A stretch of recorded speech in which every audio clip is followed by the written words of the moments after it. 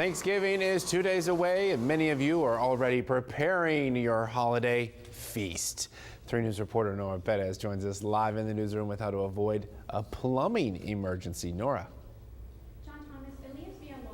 A master plumber with Neff's Plumbing, and he says sometimes the smallest objects end up causing big problems.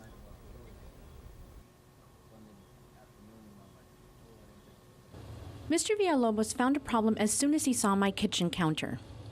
Okay, when I walked in, I saw this little cap. It's a cap off of a milk bottle or a water bottle.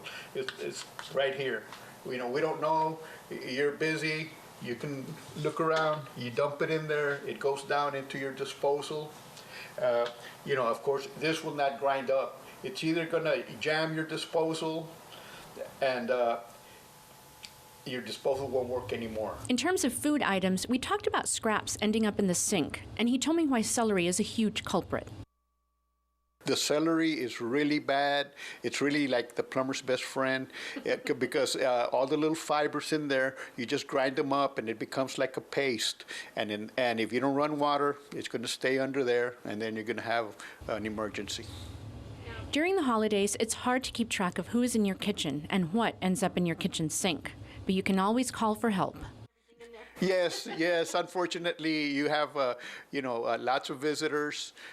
You've got grandma and your Aunt Betsy comes over and she wants to help, and they dump a lot of stuff in there into the kitchen sink, and it causes a clog. So plumbers are really busy at this time of the year. One more piece of advice Mr. Villalobos shared with me. If you have a standing water clog, do not use chemical drainers, the kind that you can pick up at the supermarket.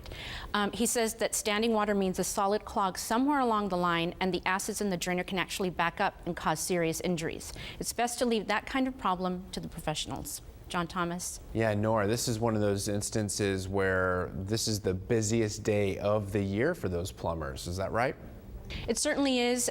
He says that, even if you try to avoid it, and especially if you don't have a disposal, things end up falling in there, and you just have to call the plumber.